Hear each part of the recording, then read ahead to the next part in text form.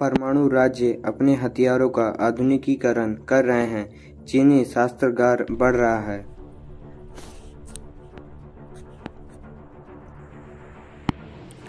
Stockholm international fish research institute या के निदेशक डैन स्मिथ ने कहा, हम मानव इतिहास में सबसे खतरनाक अवधियों में से एक में जा रहे हैं।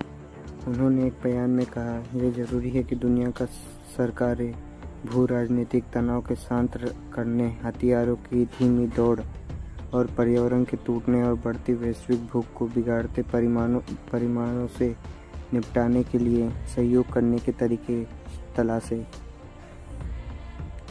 SIPRI का अनुमान है कि जनवरी 2023 में 12,512 वॉरहेड्स की कुल वैश्विक सूची में लगभग 9,557 संभवतः उपयोग के लिए सैन्य भंडार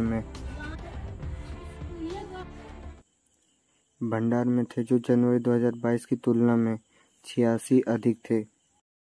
अब चलते हैं दूसरी खबर पे। GPS निर्देशित बमों को लेकर इलेक्ट्रॉनिक युद्ध तक, रूस यूक्रेन में अपने हथियारों में सुधार करता है।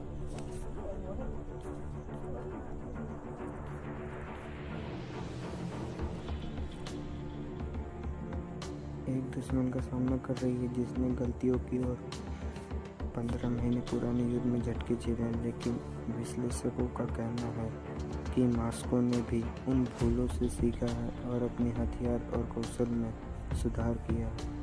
रूस ने 1000 किलोमीटर 600 मील फ्रंट लाइन के साथ भारी किलेबंदी का ये युद्धक ड्रोन में यूक्रेन की बढ़त को कम करने के लिए अपने इलेक्ट्रॉनिक हथियारों को तेज किया है और अपने विशाल शीत युद्धकाल के शस्त्रागार से भारी बमों को सटीक निर्देशित में बदल दिया है।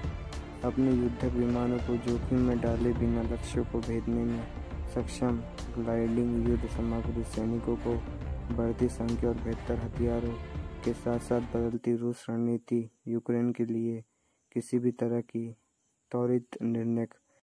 अब आते हैं आज की आखिरी खबर पे।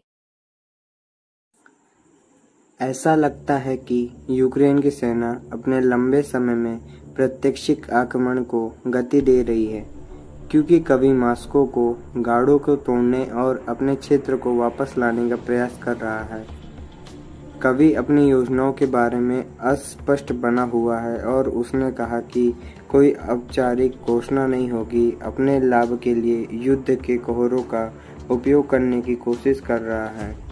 यूक्रेन के सोशल मीडिया की जानकारी रखने वाले रक्षा मंत्रालय ने 4 जून को एक वीडियो शेयर किया, जिसमें थके हुए सैनिकों को अपने होठों पर उंगलियां उगाते हुए दिखाया गया है। प्लान लव साइलेंस वीडियो ने कहा, व्यापक रूप से जीवन हमले के बारे में जाना जाता है, लेकिन गुरुवार की वाशिंगटन स्थित think tank institute for the study of war ने ट्वीट पर कहा, यूक्रेन जवाबी हमला शुरू हो गया है। ISW ने कहा, यूक्रेन की शुरुआती जवाबी कार्रवाई सबसे कठिन और धीमी हो सकती है,